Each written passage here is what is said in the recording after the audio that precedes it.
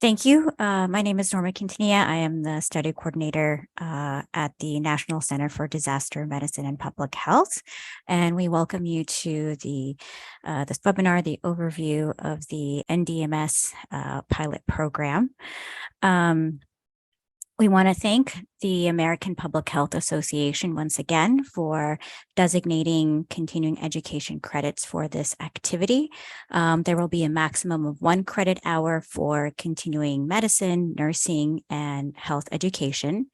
To obtain CE credit, participants must attend the entire webinar and complete the evaluation online in order to earn credit hours and obtain a certificate.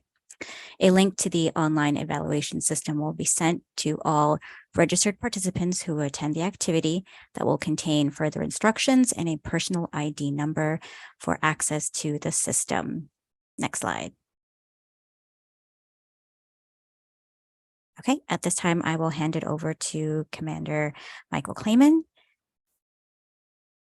who will be our moderator for this webinar. Thank you, Norma, and thank you and welcome to the first of many of our webinars we'll be hosting to provide you with information on the NDMS pilot, its accomplishments, upcoming initiatives, and some of the challenges we're facing. We're extremely excited and grateful so many of you are able to join us and look forward to future opportunities to engage and expand the scope of our efforts.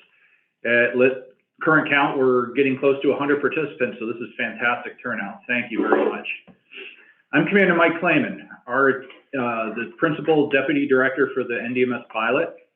Our itinerary for today will start with a quick description of the NDMS and the pilot, and follow it with an introduction of our panelists and get into the general discussion for today.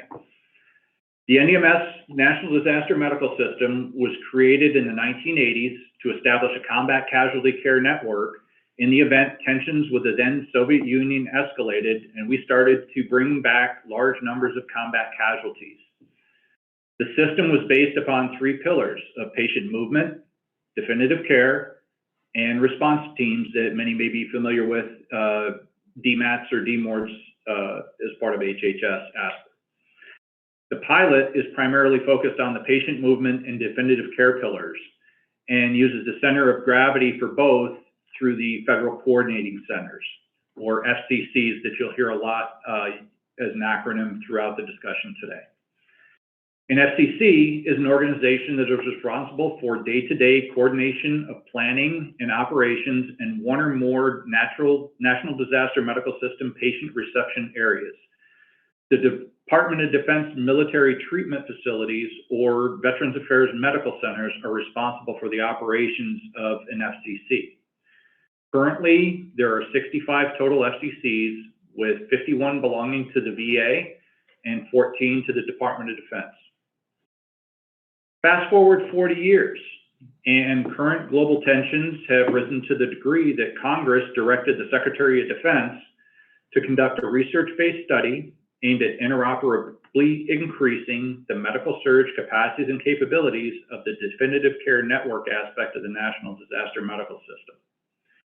In collaboration with our interagency partners from Health and Human Services, the Veterans Affairs, Department of Transportation, and Department of Homeland Security, we all agreed on the 5 sites on the map which represent various medical surge capabilities, as well as federal coordinating centers owned by either the VA or the Department of Defense and one of its services.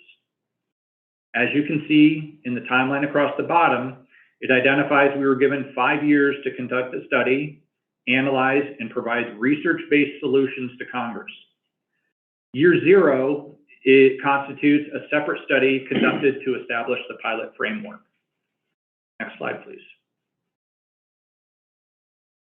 We chose to provide a list of some of the critical issues we've realized and are working to resolve. And as you'll note, these issues not only cover a broad range of categories, but will require collaborative efforts amongst federal, state, local, and regional levels. Next slide, please. So before I introduce our panel, I'd like to add a quick administrative note. We'll be monitoring the chat line, and we'll try to answer as many questions as possible. If we do not get to your question during the webinar, we'll be sure to provide a response to you within the next few days. To further discuss the pilot, we've assembled a panel of 3 subject matter experts. Captain Eric Deussing is the director of the NDMS pilot, and we'll be giving him some questions focused on pilot achievements. Ms. Michelle Kimball is the deputy director for pilot operations and a certified emergency manager, and will be handling a lot of the pilot challenges questions. And then we were thrilled to learn that we were going to be able to get Mr. Dave Dykeman, our Veterans Health Administration Manager and also FCC lead for the Denver region, to join us. And he's going to be helping to explain and field questions and responses based on community partners, participation and partnerships. So with that, shift over to Michelle Kimball. Michelle, if you could start by identifying what some of the major challenges have been that the pilot's research has uncovered. Yeah, so we started in 2020 on the military civilian interoperability study, where we interviewed or conducted a mixed methods research study and interviewed stakeholders from interagency and DoD partners, along with CEOs from healthcare organizations, and identified at the federal level different gaps and challenges within the NDMS regarding medical surge across the NDMS and patient movement. And then last year in 2022, we focused on the local level, interviewing pretty much a similar mixed methods approach to identifying gaps and challenges at each of our 5 sites. And so one of the major challenges that many of the specific sites identified was understanding their role and responsibilities when it comes to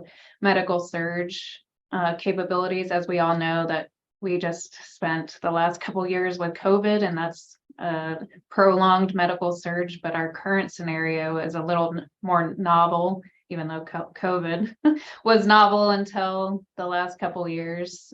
So our scenario is a wartime medical surge scenario, with the understanding that all federal coordinating centers and the entire NDMS would be activated in a large wartime scenario overseas to help the Department of Defense receive an influx of combat casualties. So understanding true roles and responsibilities of a national level medical surge event is one of the major identified challenges. The second major challenge that I want to mention is that the influx of combat casualties, as I said, is kind of novel for planning purposes, just coming from a healthcare system a few years ago, and then also having time spent in public health emergency management. We were so focused on more typical public health emergencies, medical surge, or not non-prolonged medical surge, to include mass casualty events, active shooters. So this event, a lot of organizations haven't planned for, healthcare facilities haven't planned for influx of combat casualties. And then the third one is really assuming, after looking at and developing a medical surge model across the NDMS, we've identified the lack of capacity. Most healthcare entities run at 80 to 90 and sometimes 100%, depending on where the healthcare facility is located. And so really truly looking into novel ways to, or innovative ways to flux our capacity. So we're looking at ways to partner with post-acute care or non-hospital facilities as a solution, looking at starting this year, which some of our sites have already started meeting, having steering committees meet with local stakeholders from EMS, healthcare, public health, and really looking at understanding roles and responsibilities in this scenario. sorry, I jumped to the next question already. And then a few other solutions that getting after these challenges are utilizing these steering committees to update and integrate plans in a wartime patient surge event. And then lastly, recruiting these post-acute or non-hospital facilities to receive non-acute patients from a wartime scenario. I'll pass it back to Commander Clayman. Thank you, Michelle. That was great. You covered both my questions. So from the first couple of years in what you've observed, are there major challenges that are similar or different across the geographic regions? Yes, so if you're talking about our 5 pilot sites, I just named all the commonalities, but as for challenges that arise that are unique to specific sites, some federal coordinating centers aren't located in metropolitan areas, so their drive time to healthcare facilities is potentially a little longer. Other sites have quite a bit of staffing turnover or inability to staff regular federal coordinating officers and they're integral in this military civilian interoperability and networking and partnerships. So that's a huge challenge at some locations. And then other locations, we are using prototyping on their best practices during COVID to look at in 2023 at packaging those successes and retesting them at other locations. Great, thank you for that response, Michelle. I think we have Dave Dykeman back on the line. I did manage to get back on. My Zoom client decided it wanted to log up. Well, that was nice of it. Glad we got you back on. So just wanted to ask you a couple of quick questions, Dave, for the group. And you're a great example of what we've been through and have been able to see this right from the beginning. So what do you consider to be the backbone of FCC success? For me, my success has absolutely been the amount of community participation and support that I have for this operation, both for NDMS operations, and which is what we normally practice when we do our exercises, but also now for this development of expanding for the DoD scenario, where we're looking at very different bed types, a larger number of beds, and all that. I could not do this operation without the community support that I have. There's too many pieces that would need to be replicated, and instead inviting those community partners to participate and bring their expertise and the skills that they already have to the table and integrate those pieces into this operation really is the backbone of how all this works. Fantastic. Thank you, Dave. So as a follow-on, with the FCC success that you've experienced, what do you consider to be the greatest strength of the pilot with your FCC endeavors? Oh. It's shed some light on, things that we hope will work well, but at the same point probably need to have a little better planning and community input on to make sure that everybody is on the same page with this planning. One of the things we're starting to implement is a process planning consortium. There's what the FCC guide calls the NDMS steering committee, to get a forum where folks can put out concerns, issues. We can talk through processes to make sure that everybody's on the same page and bring ideas to the table for how we can handle the diversity of situations that we may end up in. Thanks, Dave. We've got a couple of questions in the chat that are based on some of the the comments that you just made. So what do you mean by community support, and what is the community for you is one of the questions. And then the other is, how are you able to increase community support? So the community support that we see is the community for the FCC, and this is actually a really good question because I'm about to write a paper on all this. So the community is the healthcare organization and the pieces that need to happen to move a patient from the patient reception site to a hospital bed.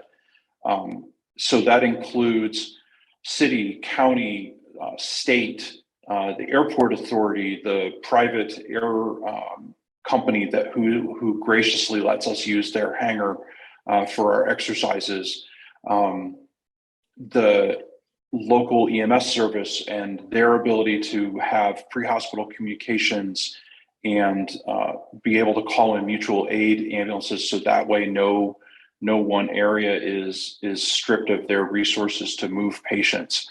It includes we have vet avenues to call in public transportation, medical non-emergent transportation like wheelchair vans and things like that. Food service, if we're looking at more than 24-hour operations. It's all those bits and bobs that have to fit into this to make sure that patients, any accompanying family members, service animals that come with these patients, all have the wraparound services to make sure that we can get them at least settled here and connected with services locally in the event that they are evacuated to Denver.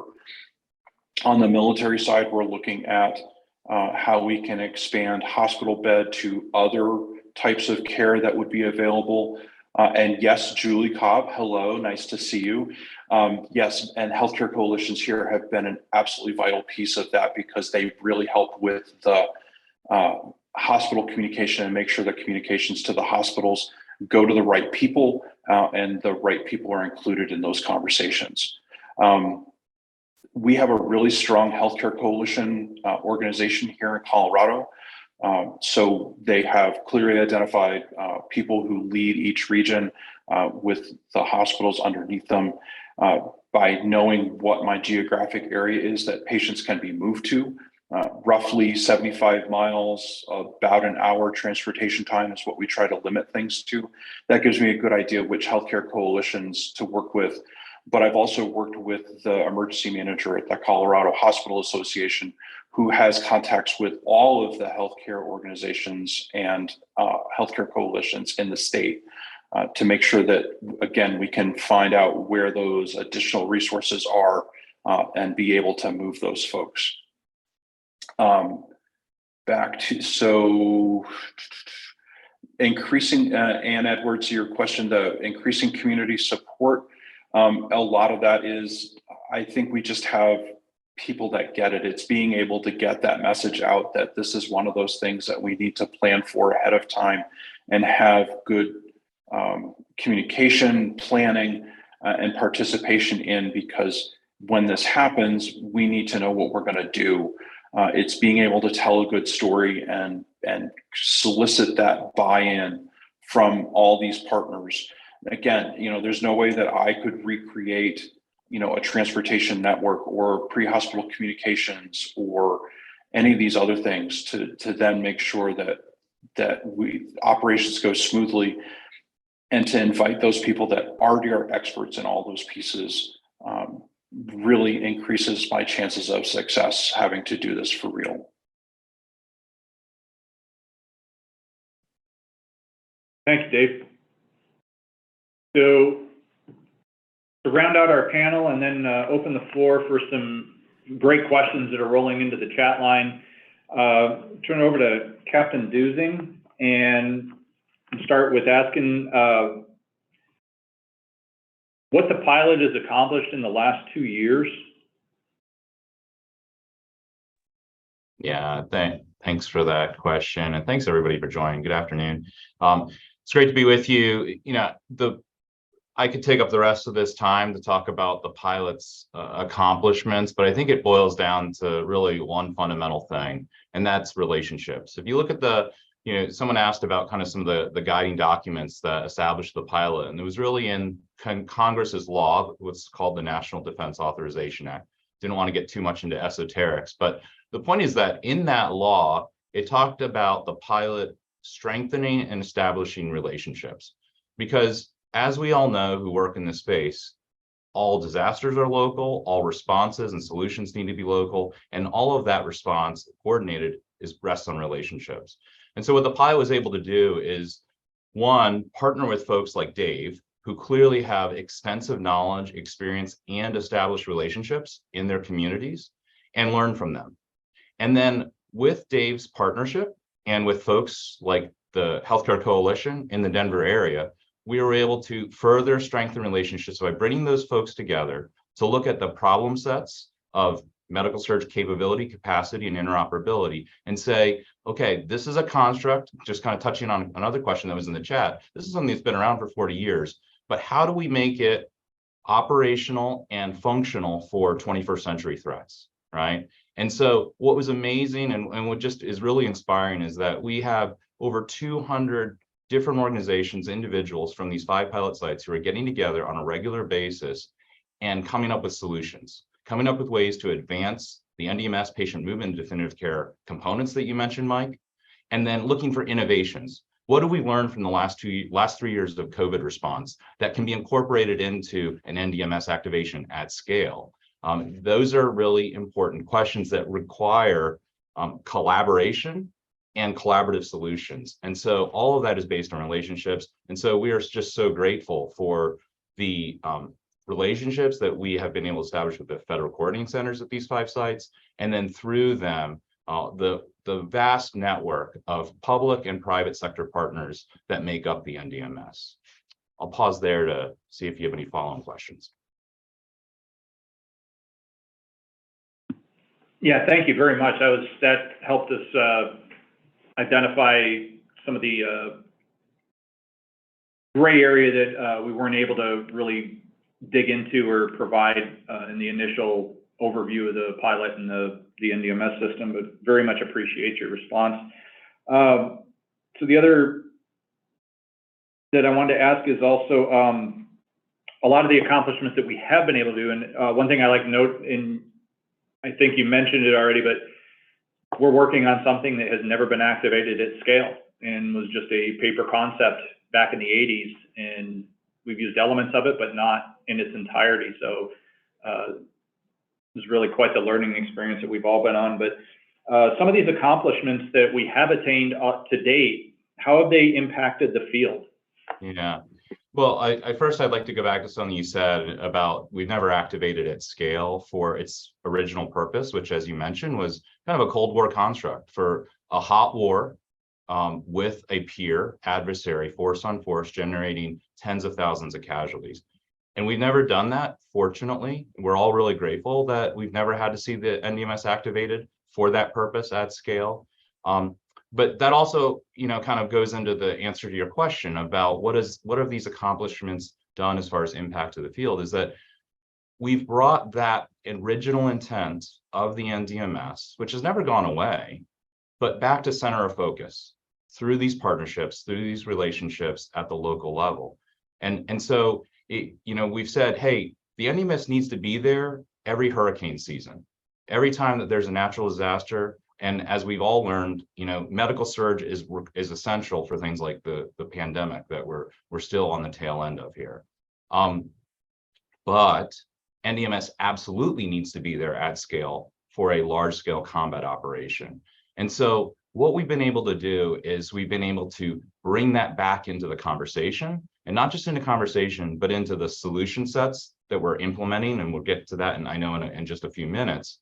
And then, in a real practical way, we set up 5 tabletop exercises, or conducted 5 tabletop exercises this past year, where the scenario was a large-scale combat operation where thousands of casualties were coming back to the U.S. over 100 days. And so that, there's NDMS exercises are pretty common which is a good thing in local in regions, but usually they don't focus on that large scale combat operation. So we were able to bring that back into the conversation and have folks really come together and say, what would operationalization look like here in Denver, in Omaha, et cetera, and to work through some of those problem sets, kind of step by step, from the regulation to the transportation to then the definitive care and onward. Let me pause there to see if you have any follow-on questions.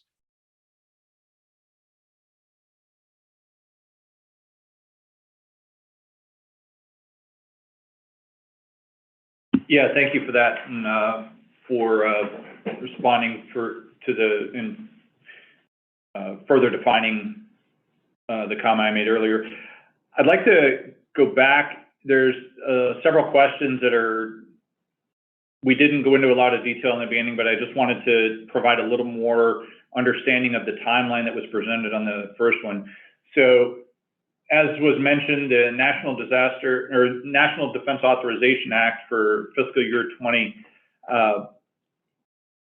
while that was being put into congressional language and enacted, the team got together and conducted what was called the Military Civilian NDMS Interoperability Study.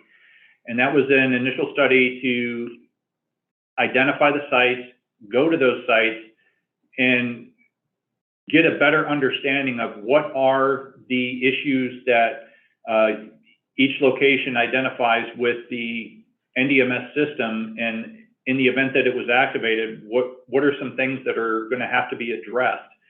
And so that laid the foundation we ended up fielding 95 opportunities and weaknesses that needed to be addressed, and we're able to group those under specific categories that could be provided at a later date. But the point being that it laid the framework for how the pilot was going to initially study under congressional appropriation in year one, and then identify actionable solutions that needed to be realized further and stakeholder validated, and then actionable solution sets devised so that we could begin implementing some of those solutions and then testing them through tabletop exercises annually.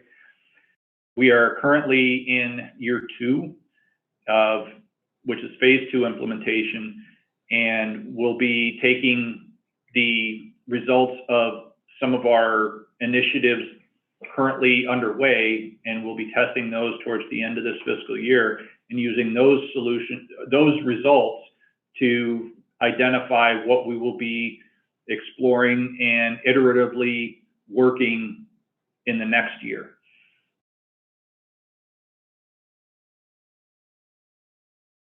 And overall, just to finalize, we have 5 years based on Congress's direction that we have 5 years to conduct this. And at the end of the 5th year, what we will be presenting to Congress is a set of recommendations that have been, as identified earlier, research-based, to say, here's some of the stakeholder-provided solutions that will need to be acted upon in order to increase the capacity and capability of the NDMS Definitive Care Network, that medical surge response. And then it will be upon Congress to the solutions will either be needed at the federal, state, local, or regional levels. So there's varying degrees of what will need to be enacted upon. But the other is that we're also putting together a plan book that will, in essence, provide a template so that outside of these 5 locations, if these hubs or central patient reception sites become overwhelmed or inundated, the template would be enacted, or playbook, to open up additional sites throughout the country. And it would be a method for them to take a look at what their current structure is and what they would need to do to activate their local and regional resources to be able to accept patients from an overseas contingency. Back to questions. Yeah, I'd like to throw into a question to Captain Deussing. Can you expand further? So as we've mentioned, local, regional, state, and federal, a lot of this, obviously to obtain buy-in, could you talk more to some of the higher level interagency working groups that have been created to help steer our efforts? Over. Yeah, I think that's really important to highlight. Thanks, Mike. So I just wanted to acknowledge Helga's excellent question about ASPR's involvement. It's something that should be stated. I think everybody knows, but just to, the NDMS program is a program under HHS ASPR. It is a collaborative program, though, where 3 other federal agencies also have roles and responsibilities, and that would also be DHS FEMA for the AMR ambulance contract, as well as has been mentioned by Mike, the DoD and VA who own the FCCs or operate the FCCs at those 65 sites. As far as the work group goes, that was before there was a pilot program, there was a work group.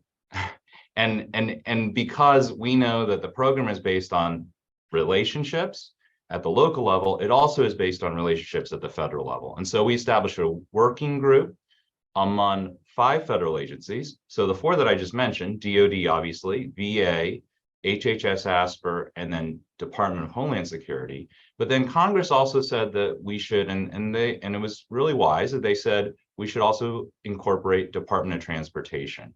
And we know, based on our experience at Hurricane Katrina, what we just saw a year ago with Operation Allies Welcome, where 124,000 refugees were brought from Afghanistan and distributed to the U.S., that transportation is critical, right? And we need to think outside the box when you think about a whole of nation approach and those capabilities. And so we're really grateful that Department of Transportation is also on that interagency working group, that group of 5. That work group, as you mentioned, Mike, and just a foot stomp, they were the ones who chose the 5 pilot sites. That work group has reviewed the site implementation plans that we're executing now. Individuals from that work group were also part of the various contracting decisions that were made. So part of those review committees.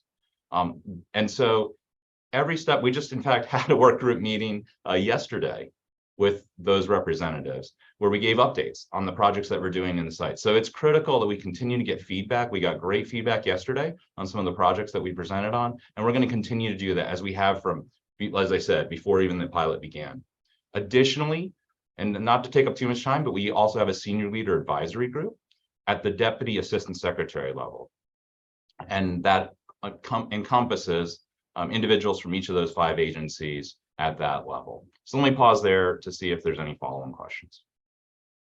No, thank you very much. That actually, the follow-on question segues to Michelle's expertise. So how do we envision coordination of healthcare resources at the regional level based on what Captain Deussing provided at the federal?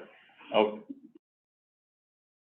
Well, I won't dive into the federal coordination per se, unless we have time, but after reviewing a lot of the comments, I would like to speak to a few of the comments about state and regional coordination. So the healthcare coalitions, as a lot of the audience knows, is a mix of healthcare, public health, EMS, and so as Dave mentioned, a lot of those organizations are already included. And then what we mentioned in the tabletop exercises when speaking about state involvement and the potential gaps in state involvement is since 1984, when the NDMS was created, many of the response and activations for NDMS have been regional and sometimes just local. So maybe a site or a city or county received 25 patients from a hurricane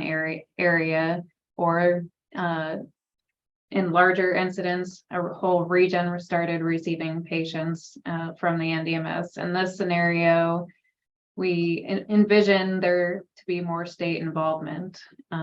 Recently, and Dave, I think, has heard this in recent hurricanes, some governors can, especially during COVID and their healthcare systems being already at capacity, can say no to receiving patients in certain situations. So really understanding the scenario and understanding that state involvement and activation process if the whole NDMS was activated for a combat casualty medical surge event.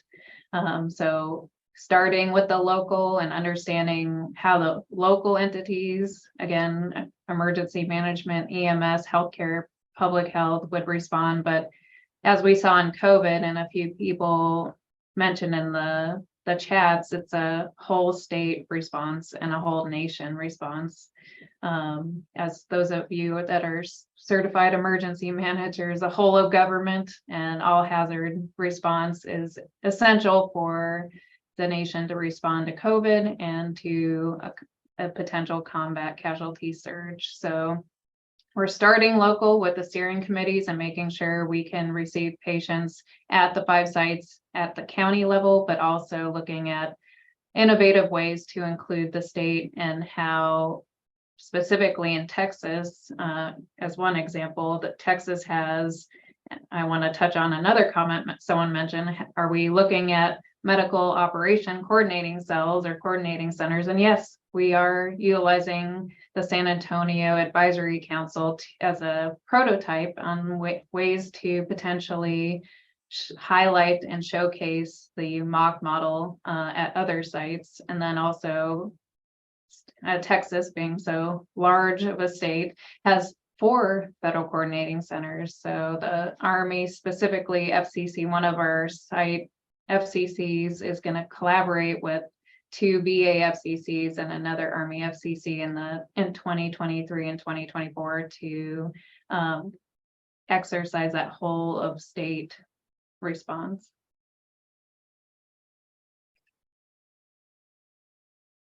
Thank you, Michelle.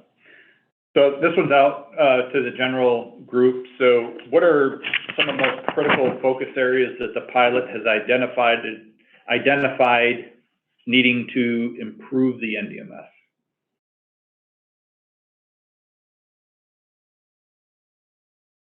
Does that make sense, or should I rephrase?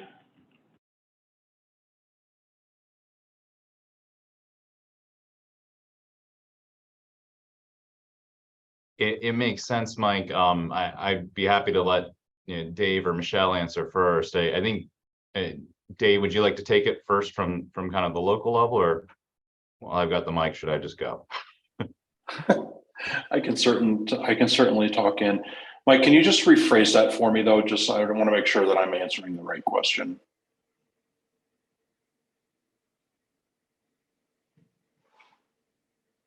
Commander Clayman. Yes, got it. So Dave, we're looking at what are some of the most important areas, focal areas for your site, for example, that the pilot has identified needing improvement? Some of it is just improving communications and making sure that we have a timely and coordinated flow of communications between all the organizations. You know, again, like everybody's been talking, it's a fairly complex organization to try and get this done, between coordinating state, local, county, in some places county assets, civilian organizations. There was a question about NGOs. There are places where the NGOs fit into this as well, more often with ESF6 than with the ESF8 functions. But making sure that there is a coordinated flow.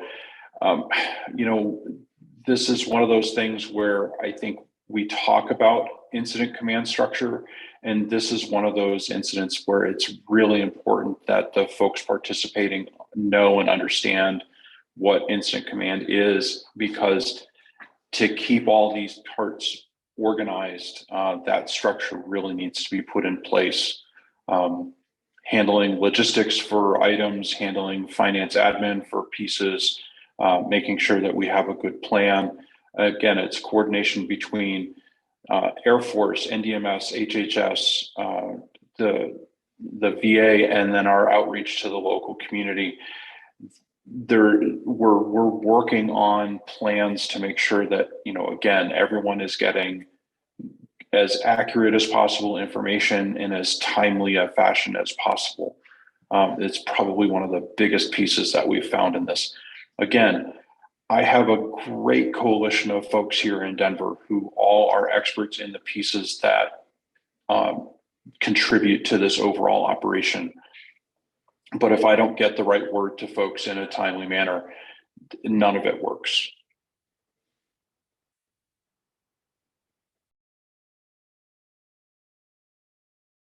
Thank you, Dave. That was a great response. Turn it over to Eric or Michelle for any add-on comment. Yeah, just to add for the national level, all 5 pilot sites, again, I want to kind of emphasize to address a few questions in the chat, is all the 5 pilot sites are they're pilot sites. We are a research institution, and to answer one question, they aren't hubs for DoD movement. They were selected based on the Transportation Command CONUS patient distribution plan, but 2 of our sites, we wanted to make sure our sites were inclusive of different models. So, which is a challenge that we identified in year 1, or the military civilian NDMS interoperability study, was that because the VA has the majority of the FCCs, the Navy has a few FCCs, the Air Force has a few, and then the Army has a few, and they all have different models. That was identified as a challenge. But due to that challenge, we wanted to make sure that we had a mix of all types of FCCs. So in Sacramento, we have an Air Force FCC, San Antonio Army, VA in Denver's VA FCCs, and then in the National Capital Region, we have a Defense Health Agency FCC, to see where the strengths and potential areas for improvement are.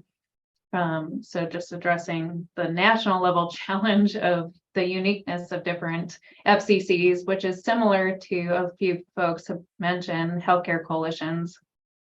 Yes, when you've seen one healthcare coalition, you've seen one healthcare coalition. So we understand that every locality has different laws and regulations and uniqueness, but we also see part of the pilot is to emphasize those best practices or leading practices, especially learned during COVID, so that we can look for ways to recommend at the national level and federal level improvements to the NDMS and the Federal Coordinating Center program as necessary. We've also, and I think Captain Deussing is going to touch on this, looked at a lot of people from the local level all the way to the federal level have identified 2 major gaps, which I'll let him expand on, but IT system integration. We all know that there's different health record platforms, there's different bed tracking platforms, bed availability platforms, DoD systems, and then also that incentives program. As I touched on earlier, a lot of healthcare organizations may have been NDMS MOA signatories for the last 15, 20 years, but do they really understand what that means? So being in agreement to be a receiving hospital versus, okay, what is your role and responsibilities and what are the incentives, etc. So really fully understanding those interconnectedness or military interoperability is very important. And I'll turn it over to Captain Deussing to maybe expand on the incentives and IT system landscape we're doing this year. Hey, thanks, Michelle. Yeah, I think it's self-evident that the IT systems work for the parochial organization that they're within, but they don't talk to each other. And so we need to fix that, because if we're talking about thousands of service members coming back for care distributed across dozens of healthcare organizations and systems in dozens of states, that's a huge problem. And that's an information technology problem. and we're going to need to solve that. And so we are looking at that. Incentives. Okay, so we get folks in the right hospitals. How long will they be able to be there? Will the incentives that are currently aligned to NDMS, are those sufficient for those hospitals to continue to care for those patients instead of the patients that would normally be in those beds, right? And so that's an issue that we're looking at as well. I'd like to address another, I guess, challenge that we've identified and we've really quantified, and that is a capacity issue, right? So the HHS ASPR program has done an incredible job of, through the FCCs, recruiting and getting hospitals to sign MOAs to be part of the NDMS program. The number changes on a regular basis just because of mergers and acquisitions and whatnot, but it's roughly about 1,700 hospitals, right? And that's a lot of hospitals. But if you look at then the licensed beds, the staffed beds, and then the available beds, the numbers get smaller and smaller. And so if we're thinking about 100,000 casualties coming back to the US, I can tell you that the numbers that we looked at and what we see in the bed reports are far less than that, right? And so it's usually around 20 to 40,000 beds available in a bed data call. And so we need to really focus on solving that problem. So there are several ways to do that. One of the ways that we're really excited about that several of the pilot sites are working on right now is expanding post-acute care facility recruitment into NDMS. Several of our sites have already done this to a certain extent, and it's great. I know Omaha, for instance, had 33 different post-acute care facilities in their last exercise that they ran. And those are folks that are already NDMS MOA signatories, which is incredible. But we did just a very kind of cursory look at the number of post-acute care beds just in the 5 pilot sites, and there's thousands. It's really untapped capacity. So that's something that the pilot is looking at, is how do we increase the total number of beds that are available, and with that, getting the right beds. And there's a lot more that can be said about there, but I'm just going to pause because as you know, as we all know, a bed is not a bed is a bed. Just like not every patient's wound, injury, or illness is the same. And so they will require specific care, and that care needs to be at the right facility. And so that's another thing that we're looking at with our partners in the DoD, as well as obviously the interagency and private sector. Let me pause there. Thank you, all three. That was a great comprehensive answer. Captain Deussing, if I can press further on, you were touching on beds, and there was a question in the chat about distribution of patients. Could you talk a little further on our current modeling efforts?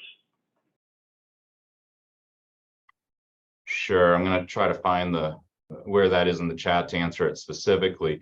But what I was just mentioning was the modeling, the preliminary modeling that we did, taking the most up-to-date ASPR NDMS MOA hospital list, and then through some incredible contract support who looking at then the licensed beds, staffed beds, available beds, taking out the beds that wouldn't be appropriate for a combat casualty scenario, such as labor and delivery and incubators, pediatric ICU, et cetera, and then looking at kind of what beds are left. And then they did a deep dive at the 5 pilot sites where they looked at 16 different causality categories. So looking at historical data and working with the Defense Health Agency, they were able to identify the typical injuries, wounds, and illnesses that are generated during a combat scenario. Now, not all those are kinetic wounds from the war itself. Some of those are injuries, sports injuries, jumping off a Humvee and breaking your ankle. And some of those are just basic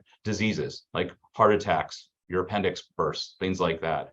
So looking at all of that, they then flowed those through the actual hospitals, the hospitals that exist within the 5 pilot sites that are NDMS signatories, and looked at length of stay, the types of care that is needed. And what we found was that, as I mentioned, not only do we not have enough beds, but we quickly run out of the right types of beds. As an example, looking at the 45 counties that are represented by the 5 pilot sites, fully over 20 of those counties don't have vascular surgery capabilities. Well, vascular surgery is vascular injuries are really common in wartime scenarios. But if we sent patients to these very capable metropolitan areas that are pilot sites, nearly half of the counties would not be able to attend to a vascular injury. That's significant. We need to look at that further, and we are.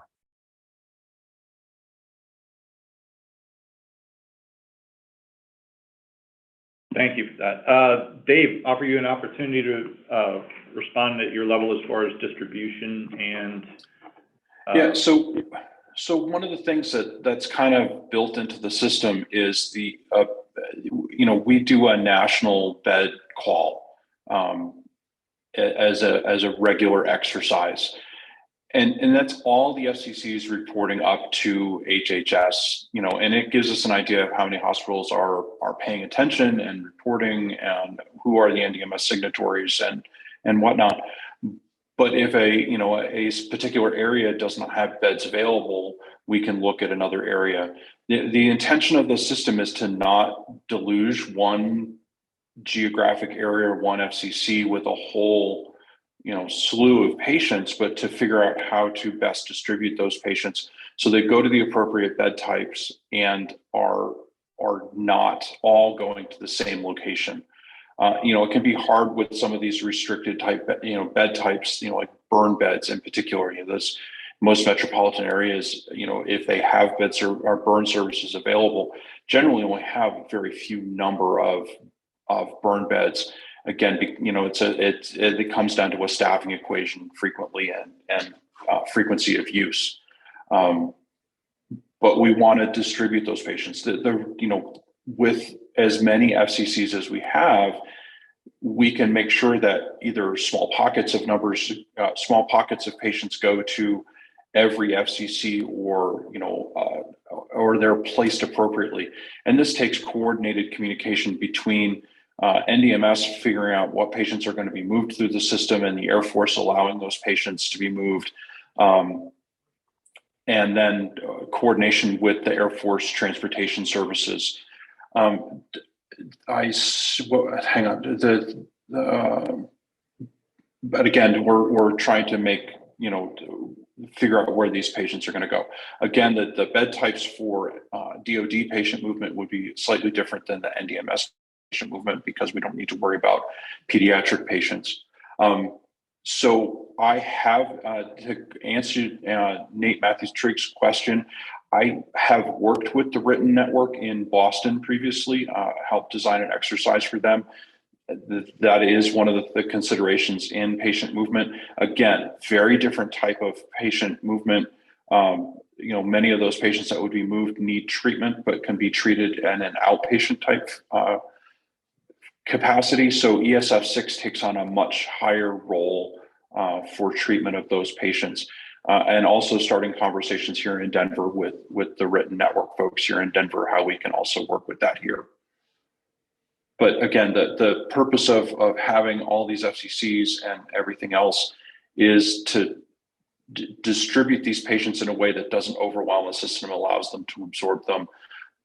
Again, and if a locality has had a large number of patients move into their system, those beds get reported as not available, and we look at another location to where we can move patients.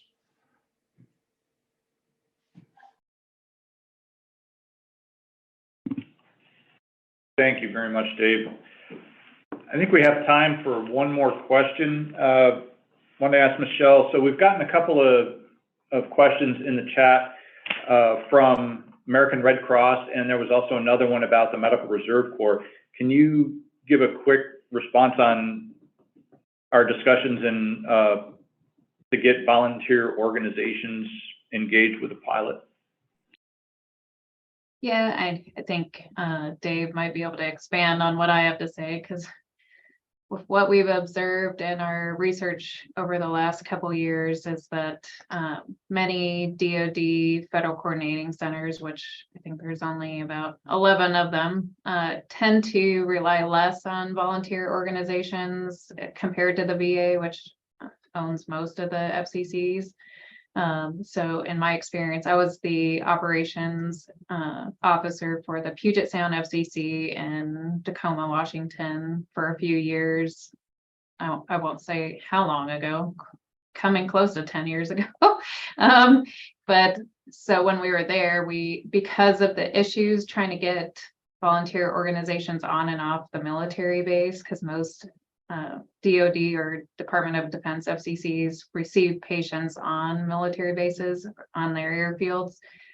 But what we've learned is the VA FCCs actually heavily rely on the human services, as someone mentioned in the chat, the American Red Cross organizations that actually help with feeding patient reception teams, that the teams that receive the patients and stage the patients. And we've even heard many times considerations for moving service animals, because there are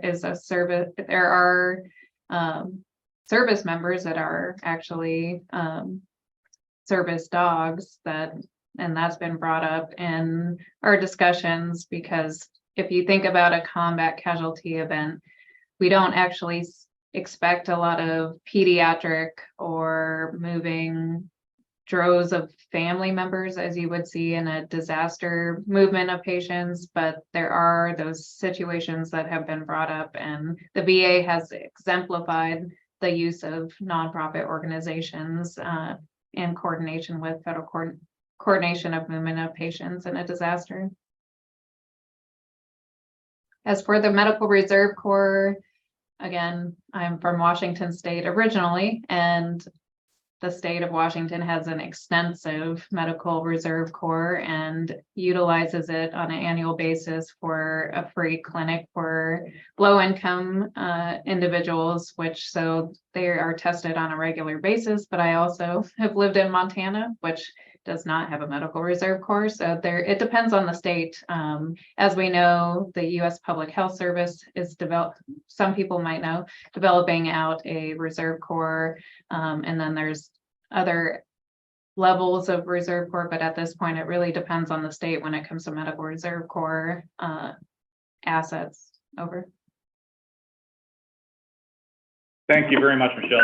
That was a tough topic or question to field with a short amount of time. I'm sure can go in a lot of detail with it, but we're just about out of time, and so wanted to make sure that we got the contact information up on the screen for anyone to copy down.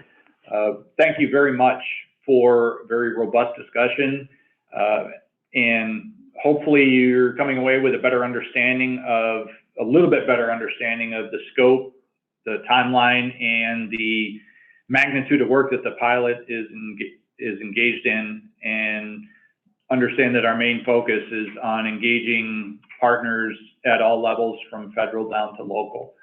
As also mentioned, if we did not get to your question or comment in the chat, that we have recorded the session and we will provide response as soon as possible. Thank you all.